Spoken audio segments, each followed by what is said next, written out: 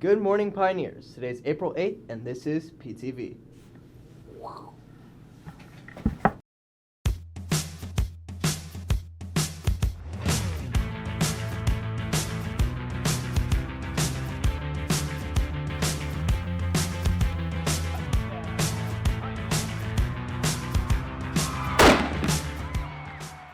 Our show is filled with information on spring sports, current events, clubs around the school, and even more. We will start with sports, where softball and baseball played against Lansing throughout the week. Varsity softball won and lost against Lansing in a doubleheader, winning 10-5 in Game 1 and losing 19-9 in Game 2, with seniors Kayla McLean and Landry Lopez both hitting home runs. Varsity won 6-3 against Lansing on Tuesday, and they play Saturday at home versus Blue Valley West at 1 p.m. Girls swim had their first meet at Lansing, bringing home 3 medals.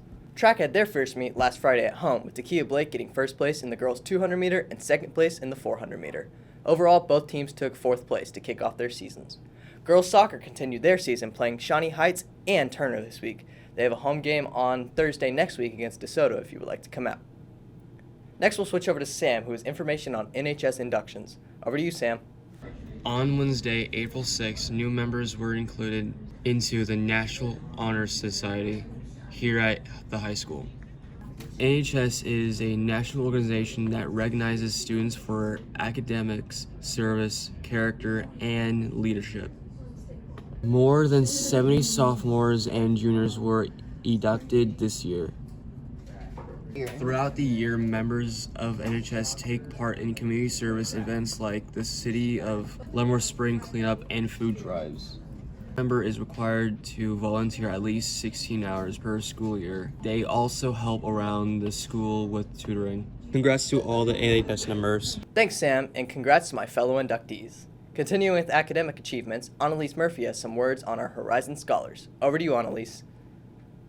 The Horizon Scholars Program is a program at our school that comes in celebration of those seniors who have achieved a 4.0 or higher throughout their high school careers. These seniors select their most influential teacher from their time in our schools. Let's take a look at a few of our amazing seniors who chose this and why.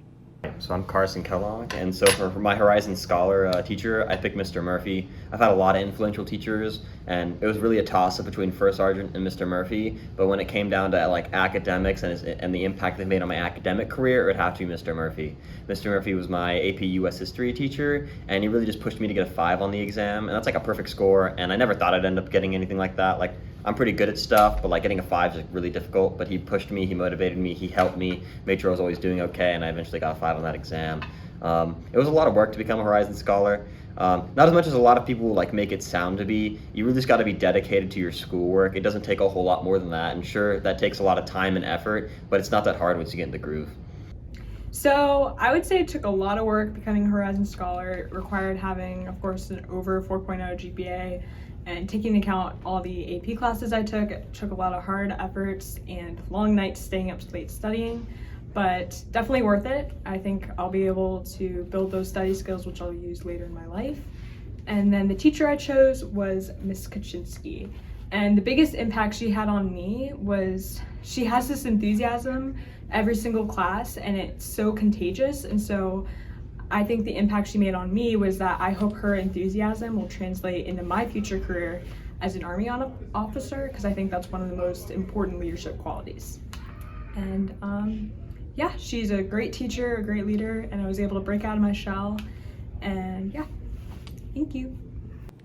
You are all so amazing. Thank you for pushing yourselves, and this should be a goal for all of you students. The annual Horizon Scholar Gala, hosted by the Leavenworth Education Foundation, will be held on May 5th.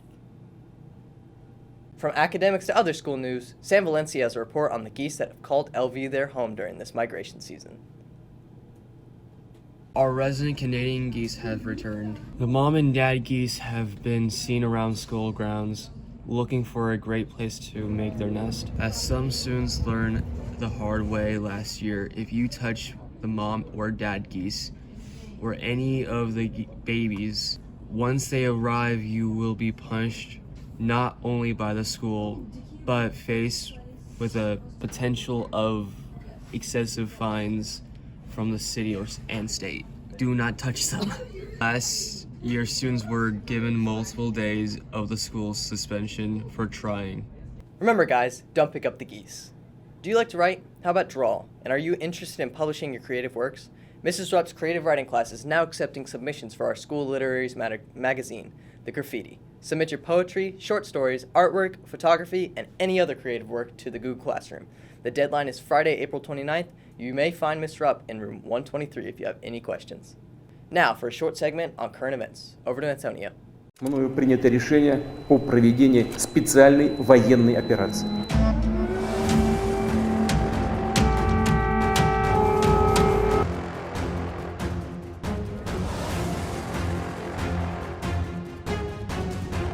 Is very simple. He wants Ukraine to be politically under his control.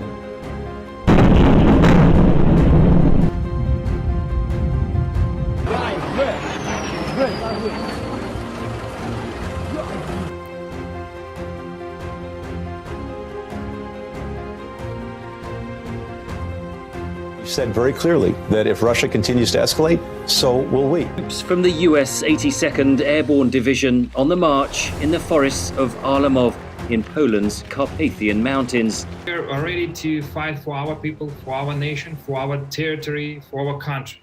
And we will continue to do this till the end, till the victory. Thank you, Antonio. That's all we have this week. This has been PTV. I'm Joaquin Davila, signing off.